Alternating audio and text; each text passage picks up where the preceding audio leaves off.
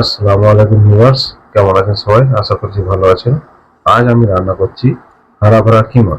ভিডিওটা অবশ্যই শেষ পর্যন্ত দেখবেন, তাহলে রান্নাটা কেমন হবে হচ্ছে তাহলে পরিষ্কার বুঝতে পারবেন। রান্নাটা দুই ভাগে ভাগ হবে, প্রথমে হচ্ছে ম্যারিনেশন, তারপর হচ্ছে কুকিং। আসুন শুরু করি। ম্যারিনেশনের জন্য নিয়ে নিয়েছি আমি 20 গ্রাম আদা, 20 গ্রাম রসুন, 7-8টা কাঁচা লঙ্কা। আর কিমার জন্য নিয়ে নিয়েছি আমি প্রায় 750 গ্রাম মটন কিমা।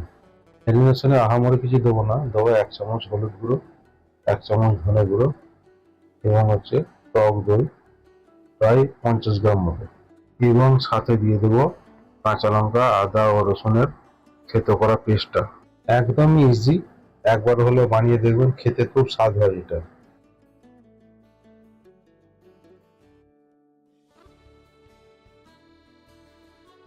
ভিউয়ার্স, এই পেস্টটা আমার দৃষ্টিতে বানালে ভালো হয়। দিয়ে দেবো স্বাদ মতো লবণ, আন্দাজে একটু অল্পই দেবো, কারণ পরে দেওয়া যাবে, কিন্তু এই কিমাটায় যদি বেশি লবণ হয়ে যায় তাহলে খাওয়া যাবে না।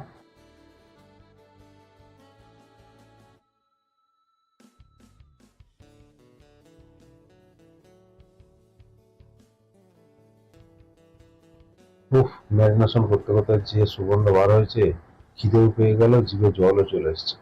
ম্যারিনেট করা মাংসটা আমি 2 ঘন্টা রাখবো, আপনারা ওভারনাইটও রাখতে পারেন, তাতে আরো ভালো হবে জিনিসটা।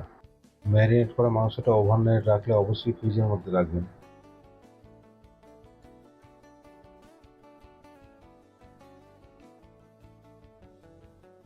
এবার গ্রেভির জন্য আমি নিয়ে নিয়েছি 2টো বড় সাইজের পেঁয়াজ, সেগুলোকে কুচিয়ে নিলাম।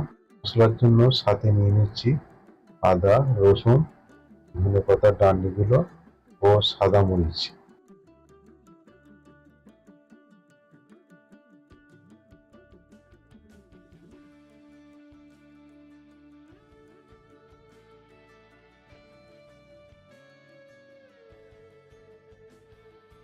রান্নার জন্য পেস্ট রেডি হয়ে গেল।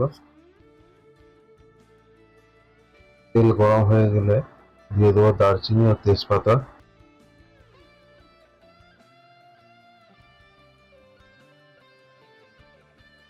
এবার দিয়ে দেবো 1 চামচ জিরে, নেড়ে নেবো ভালো করে। এরপর দিয়ে দেবো হাতে গোনা 6টা কাবাব চিনি। 2-4 সেকেন্ড নেড়ে নিয়ে এতে দিয়ে দেবো পেঁয়াজ।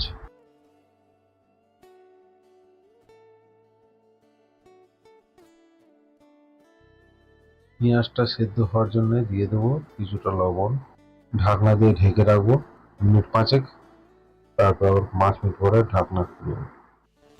ভিউয়ার্স, এবার দিয়ে দেবো সেই ম্যারিনেট করা কিমাটা।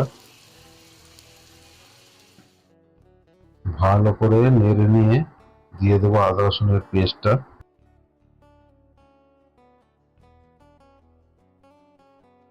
আদা রসুনের পেস্টটাকে ভালো করে কষিয়ে নিয়ে দিয়ে দেবো সবুজ মটরশুঁটি, এবং ভালো করে নেড়ে নিয়ে ঢেকে দেবো মিনিট 5-এর জন্য।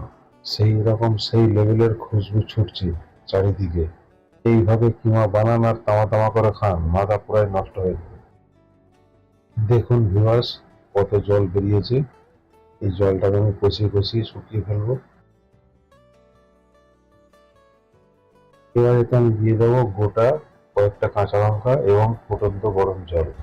লবণ চেক করে দিয়ে দেবো স্বাদ মতো লবণ, কারণ কি আগেও আমি ম্যারিনেশনের লবণ দিয়েছিলাম। ঢেকে রেখে দেবো সিদ্ধ হওয়ার জন্য। এবার রান্না আমার শেষ, এবার বেড়ে দেখাবো। দেখুন কত সুন্দর হয়েছে। আমার ভিডিও যদি ভালো লাগে থাকে অবশ্যই লাইক, কমেন্ট, শেয়ার করে সাথে থাকবেন।